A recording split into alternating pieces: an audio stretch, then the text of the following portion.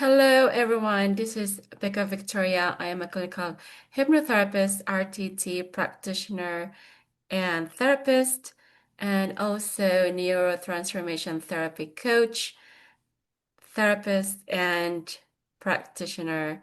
Welcome to Embodied Shift. Joy and I explore real change where subconscious healing meets higher guidance. If you're ready to stop giving your power and finally shift, please make sure to subscribe. We're so glad you're here. Hi everyone, I'm Jonah. I'm an intuitive coach, and my work is about remembering who you are and trusting your inner knowing. And our question for today is, in a relationship, am I being myself or am I being who I think I need to be loved? I'll go ahead and start this conversation. Almost always it's the latter, right? We are trying to be someone so the other people could like us, could care for us, could love us. And almost always it's an old wound that hasn't healed yet. I've seen this in my work. They are trying to do things that they think the other person, their partners, their loved ones will like them more, will love them more, right? Because deep inside, something happened in their during the childhood or in the past. For example, I have this client who who who she thought by just saying yes to her partner will give will make their relationship last. But it just ended up, she's just giving and giving. And then for any person, for any in any relationship really, if they see that you are just doing that to please them, it's not really obviously it's not a healthy thing to do to begin with, right? But they're doing that because they have that insecurity. They're insecure about themselves because of what happened in the past when their parents just, giving them the they give them unconditional, rather conditional care and love. And that's why it's very important for us to heal ourselves, whatever it is. It could be when if we think of ourselves, if we're okay inside, it doesn't matter. It doesn't matter their what if it's your parents, your partner, your children, right? If we're okay, if we can accept ourselves for who we are, to be able to do that, we have to work on ourselves, of course, to have that inner work. And this is where the go, getting help for like from us, right? It will give you that clarity and knowing that if we're feeling great about ourselves, we can give that. We don't have to please people. We don't have to show who we are not. So I think Joanna has some insights that she can give us when it comes to for when it comes to energy healing, perhaps, so we can be truly um, love ourselves and we can give. freely and wholly to our partners or loved ones. Hi. So it really boils down to self-worth. And like Rebecca said, there's a lot of things that happened in the past that have conditioned you to feel very unworthy of yourself. And so what happens is if you're feeling unworthy, you're always scared of losing people around you. You're always needing a sense of being loved. And you always want to get that from other people. So, for an energy standpoint, to break your pattern, the one that I've done for myself is to fall in love with me, to truly understand and be aware of my patterns, of why I feel so in love or why I react the way that I do react in relationships, why I'm always trying to please everybody. And when doing that, I am giving my power away because of that fear of abandonment, of people not loving me, of people not being there for me. So when you step in that kind of energy of not being yourself and there's no love and you're trying to get it from other people, that is very, very difficult. It's a very dense energy. So you're always out there trying to take care of everybody else before taking care of yourself. And you develop resentment in your life and you're not achieving any of your dreams because your focus are, about pleasing other people and not really trying to love yourself first so you can love people truly. So it's very important that we get to know those patterns. And I know Rebecca can show us, maybe give examples on how those patterns would show up when we're feeling insecure. So what happens? So, that's a great question rather. So the patterns show up when uh, you mentioned this, you're sometimes you chase people, you're chasing people, you're that over attachment, you have anxiety and people pleasing, right?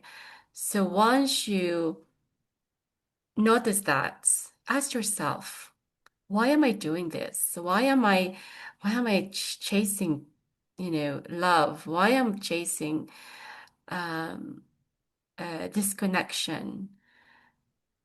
And also with you're over attached to certain person or people because that's where again, something happened, right? Like for example, you didn't get that love and attention and care from your parents.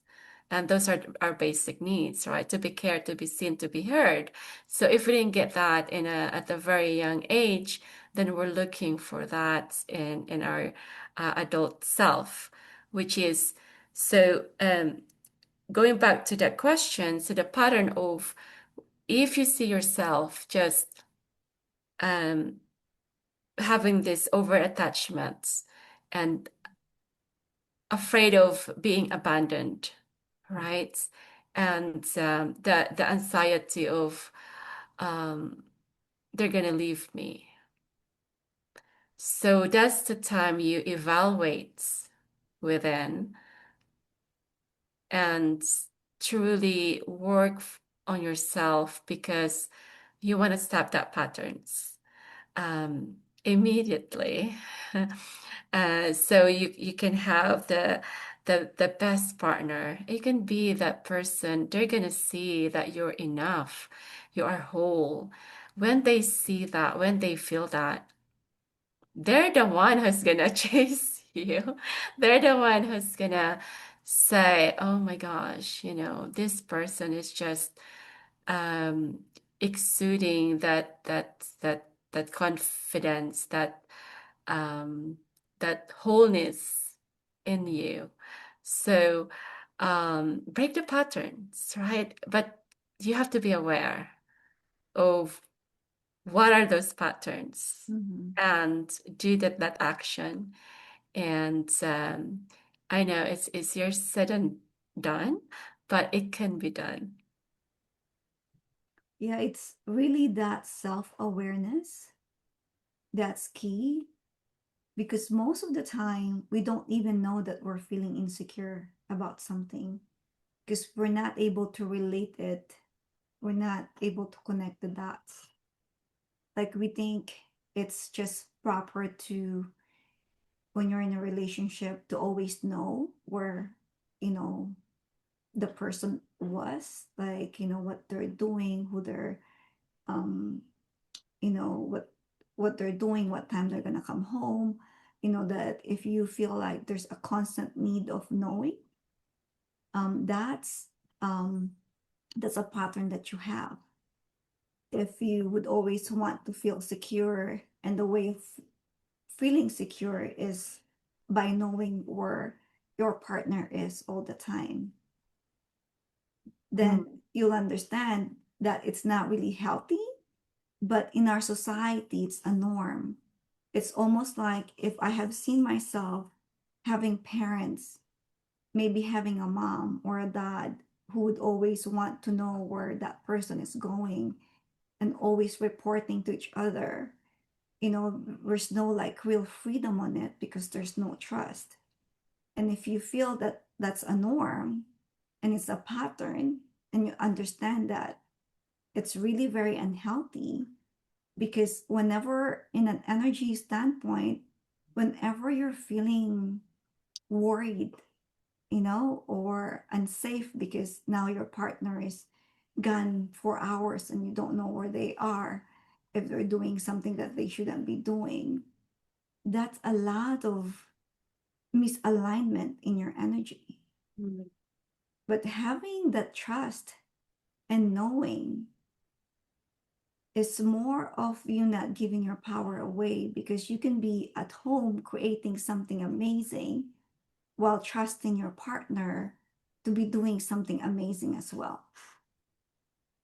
So for me, that's how I would relate my patterns of what I see clients' patterns are, knowing what's really causing that. Is it really them being out with their guy friends or you being out with your girlfriends? Are they really the problem? Or is it me trying to create stories that is making me uneasy because I have abandonment issues? that's so that is so true. I'm just going to echo that because like you said, is it them, right? So even when a partner is showing up fully, an insecure person will deflect that, right? Mhm. Minimize it or not trust it because the wound blocks the love from Mhm. landing, from receiving, right? Mhm. So, and it branched out to jealousy, Mhm. right? Because they have this deep belief that they are replaceable. Mhm. So now they're, like you said, creating the stories in their head, which doesn't even, it's not true because a lot of our thoughts, we have like 60,000 thoughts coming in, right? 60,000 to 7,000 thoughts in a day. And 95% of those aren't real. So we're just creating the stories in our head. And why we're creating that story in our head, right? Because we haven't worked on ourselves. So that's the very thing that I would suggest, I would encourage you guys to work on ourselves. And we can just have this beautiful clarity in our lives that the insecurity, the jealousy, not feeling enough, not feeling whole they're gonna disappear, right? And we have this knowing and awareness that when things happen, we can always go back to that um, place where, hey, wait a minute, I'm not insecure because I'm whole, I'm loved, Mhm. I'm I'm secure, Mhm. right? But so those are the things that I would really suggest for you guys to do first. Yeah, and last note for me, I guess, is if that's your story, you're gonna see that it's always gonna be a pattern. You're gonna see the same people showing up in your life that's not able to commit or you're not able to trust. And you'll know once you have your power back, you know, once you're no longer insecure. Because if that happens, your reaction's gonna be different because there's so much a freedom of just being love and you could just easily be out of that relationship because now you know your worth and now you know exactly who you deserve, what you deserve in life.